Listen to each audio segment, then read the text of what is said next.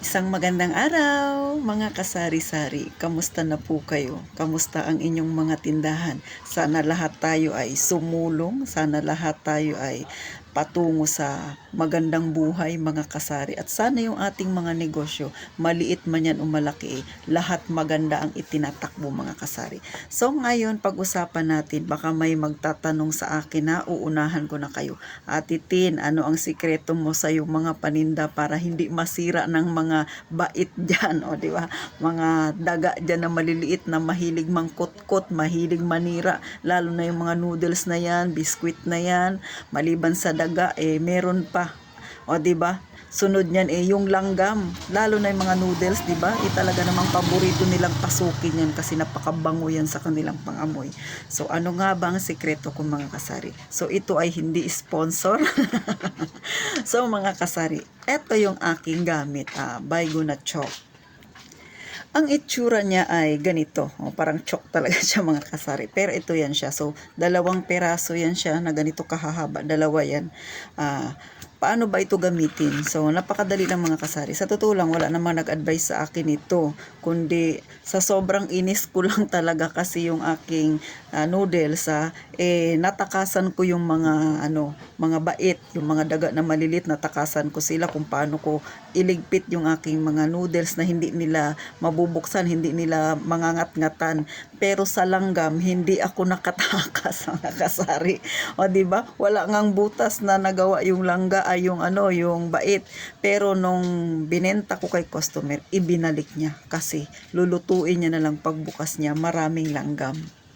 So nag-isip na naman ako, ano ba talaga, sabi kong ganon, pagka ganon lagi kang may 1 peraso na may langgam, syempre, di ba, magiging instinct ng customer mo, ay hindi na ako bibili ng noodles diyan kasi laging may langgam yung noodles ni Ate Tintin, di ba, mga kasari.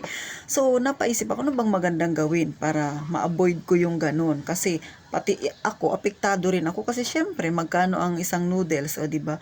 Para sa akin nga ang piso ay mahalaga na. Tapos ibabalik ng customer sa iyo yung noodles, tapos maraming langgam, hindi mo naman na yan maluluto kasi paglagay mo sa tubig lulutang lahat ng langgam. So ganon. Kaya nung ako ay namili sa supermarket, eto yung nakita ko, ito nga yung Baygon na chalk na nga yan. So bumili ako ng 1 peraso. Ngayon, nakita ko yung pag-uwi ko ng bahay, nakita ko yung isang grupo ng langgam. So ang ginawa ko, pinarusahan ko sila doon sa isang grupo na yon. Binilugan ko, nasa gitna sila, tapos binilugan ko, kinapalan ko yung pagguhit ng chalk na Baygon na ito.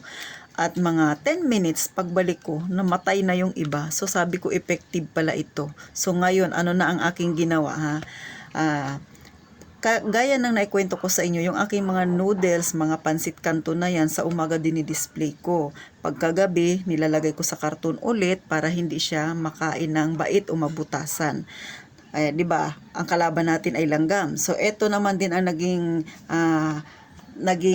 nakapagbigay sa akin ng idea para hindi na makagat ng langga, ng bait, hindi niya na mabutasan at hindi rin pasukin ng langgam. So ganito, mga kasari. So kung nakikita nyo to, yung karton na yan, di ba? Puno ng mga guhit-guhit yan, ay Baygon na chalk, hanggang dito sa may mga takip niya, ayan. Lahat yan, mga kasari. So yan, nilagyan ko siya ng chalk. So etong karton na yan, simula sa may pinakaganyan niya, sa lahat nilagyan ko kasi nga pagkagabi dyan ko nilalagay yung mga noodles at saka pansit kanto na pinang-display ko sa umaga. Pagkagabi, babalik ko siya dun, tapos ilalagyan ko siya ng takip na pabigat para hindi mapasok ng maliit na daga. So na-try ko mga siguro 1 araw, hindi na siya pinasok. At saka nung time na yung isa kong noodles ay mayroon pala siyang, hindi ko napansin na mayroon na pala siyang langgam sa loob. Nung pagkuha ko kinaumagahan ng noodles para i-display, nakita ko nahulog yung mga langgam dun sa taas. So namatay sila. So ganun, mga kasari. Kaya napaisip ako, effective pala ito. Kaya simula noon, siguro mga 2 years ko na siyang ginagawa, mga kasari. Kaya yung aking noodles, kung sa mga datihan ng nakasubscribe sa akin na naipakita ko ng ang itsura ng aking tindahan, makikita ninyo yung aking mga noodles ay kunti lang yung mga nakadisplay. Pero mayroon pa akong mga stock na nakalagay sa karton. So ganun po yung ginagawa ko. So, gaya nga nang nasabi ko sa inyo, sa morning, nilalabas ko yung noodles dito sa karton na to. Pagkagabi, ibabalik ko ulit sa kanya. Pero hindi na siya mabubuksan ng bait, hindi na siya makakagatan, hindi na siya mabubutasan. Tapos, hindi rin siya papasukin ng langgam. Ito ay personal experience ko mga kasari. Binibigay ko sa inyo yung aking experience, sinishare ko sa inyo. Para yung iba ay baka struggle sa mga ganyan. Talaga namang panira, talaga nang paninda yung langgam at saka yung maliliit na daga. So, yun ang aking ginagawa mga kasari. Kahit sa mga stock ko na dito sa aking tindahan, kasi may mga stock talaga ako, ganun po yung aking ginagawa mga noodles. Sa isang karton, panay panay chok yan. Nilalagyan ko pati yung taas niya para hindi talaga siya mapasok. Tapos sa taas nilalagyan ko ng pabigat para wala talagang papasukan yung maliit na daga at saka syempre pati yung langgam kasi syempre may amoy siya sa loob mga kasari. So ganun po yung aking ginagawa para ma-prevent po na ma-damage yung aking mga paninda. Next, syempre may mga asukal tayong tinda. Tsaka bigas. Ano ba yung, ang bigas ko naman mga kasari, hindi ako bumibili ng marami. 25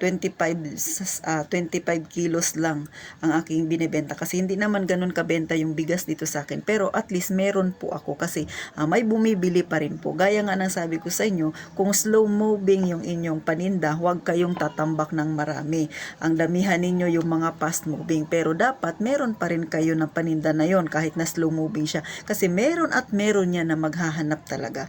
Since kami ay malapit lang talaga sa palengke, walking distance lang yung palengke, o di ba kapag isda lang yung bibilihin mo, pwede ka nang maglakad.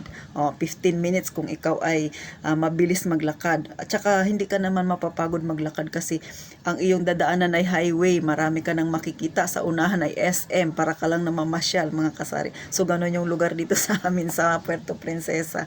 So kaya, yan, ganun yung aking naging instinct, kaunti lang yung aking bigas. Yung bigas ko na parang pangkonsumo ko na lang siya. Tapos, may lagayan ako. Syempre, ang bigas, nilalanggam din yan, lalo na kapag magandang klase ang bigas. So, ano ba yung aking ginagawa para ma-prevent? Syempre, pati asukal, kasama na rin yan mga kasari. So, eto, papakita ko sa inyo ha. So, ito mga kasari, ang aking lagayan ng asukal. Hindi naman, nabawasan na siya, marami ng bawas. So, hindi naman siya yung marami ang asukal ko. Kasi nga, gaya ng sabi ko sa inyo, ako ay araw-araw na namimili sa palengke. So, kapag may kulang na sa aking asukal, bumibili na ako kaagad. Dito kasi sa amin, hindi na masyadong uso yung asukal. Bagamat may bumibili pa rin, kaya hindi ako nag-i-stock ng maraming asukal. Kasi nga, nauso na 'di ba nga yung 3-in-1 na kape. So, sila ay nagtitipid, 3-in-1 yung ginagamit. Kasi pag bibili pa ng stick, tapos maraming hihingi ng asukal. Siguro ganun yung naging instinct ng aking mamimili. Kasi nga, syempre, boarding house ang marami dito. Maraming mga nagtatrabaho. Kaya ganun siguro. Ang mabenta na sa akin dito ay yung mga kape na kompleto na, 'di ba, yung 3-in-1. So may asukal man ako, bibihira na lang, pero ako nagkakape ako, stick pa rin yung aking kape mga kasari kasi natatantya ko yung lasa. So ito yung ginagawa ko dito para hindi siya, ang kalaban naman natin dito ay langgam din kasi pinapasok pa rin nila yan. Ano ang aking ginagawa? Sa aking kusina, syempre may mantika akong pang sarili. So ang ginagawa ko, kumukuha ako ng mantika, nilalagay ko sa palad ko. Tapos ginaganon ko siya yung mantika. Tapos nilalagyan ko to ng mantika mga kasari. Yan, mantika. Bakit may mantika? Kasi po yung langgam, hindi po yan nakakadaan sa mantika, lalo pag sticky. Hindi ko alam bakit ayaw nila ng mantika. Ganun po, yung mamasa-masa na malagkit-lagkit, ayaw nila yan. So kapag ito ay puno ng mantika, ganun, tapos nirarab ko yung mantika dito, ganyan mga kasari. Minsan yung mga used oil ko na mantika, yung gamit ko na, yung kunwari nagprito lang ako ng itlog, di ba may pinagamitan ako, ilang araw na nakastock. So ganun po, ginagawa ko, yan ang nilalagay ko sa bulak. Tapos yung bulak kasi pag sa kamay, medyo may amoy. Yan, inakuskus ko dyan.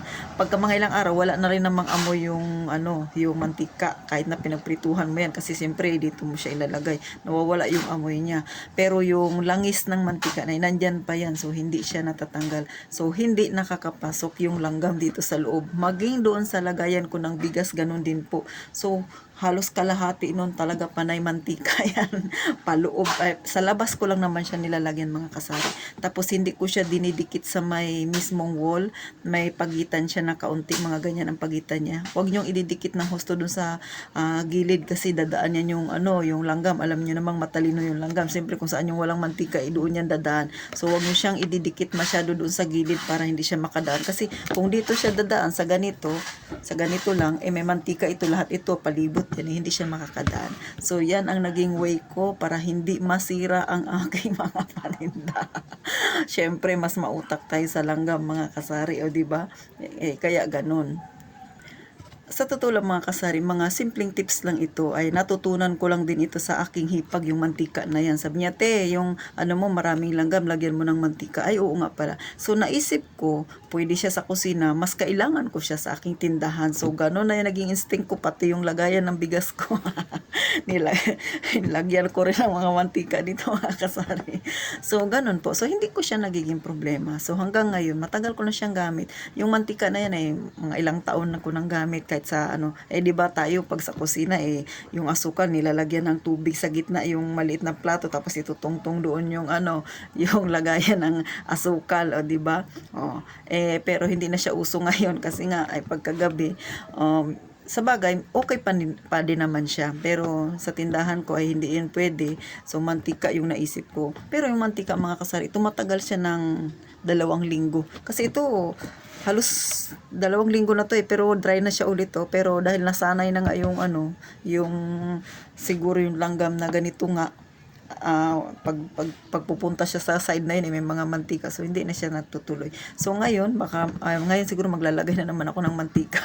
Baka mautakan ako ng langgam. So ganun mga kasari ang aking ginagawa. Effective po siya. Hindi ko lang alam kung gusto nyong i-try, hindi ko rin alam kung magiging effective sa'yo, pero para sa akin ay effective po. Tsaka syempre maganda talaga siya.